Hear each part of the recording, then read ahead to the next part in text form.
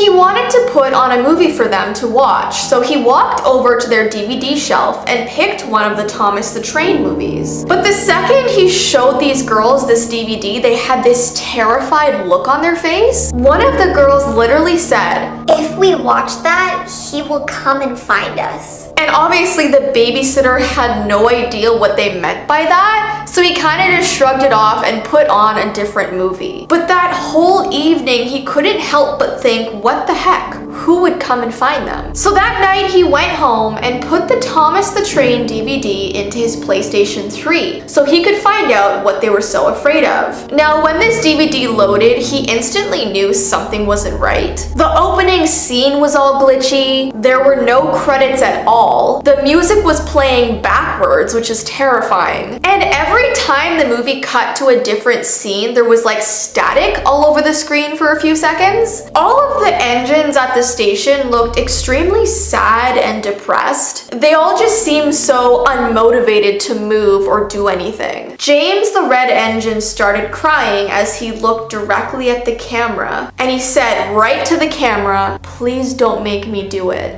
And then one of the other trains piped in and said, "We have no choice." And they all forcefully started to act out the episode against their will. Apparently it was a very eerie thing to watch, especially because the show was supposed to be super uplifting and happy, but all of these engines look so sad and like they didn't even want to be in this movie. James headed out onto the tracks and soon he reached a dark tunnel. And as he slowly approached it, everything went black. And after that, nothing happened. It was just completely black for the next 5 minutes until the normal credits appeared and then the DVD ended. So he ejected the disc. He was so confused as to what he just saw, but right before he put it back into the DVD case, he realized that written on the DVD said, "You stole my life." That night, he had dreams about going into that dark tunnel that James went down. And the next morning when he was getting ready for school, he noticed that all the pages in his English book were ripped out. Only one page remained in his book, and it had a huge letter T written on it, I assume for Thomas the Train. So that night when he got home, he decided to watch the movie again, hoping to get more answers. Even though it was supposed to be the same movie, it almost seemed different every time that he watched it. This time it continued after James went into the tunnel. Everything went black, but this time he heard voices of Thomas the Train and James. He heard Thomas's voice say, "You stole my life,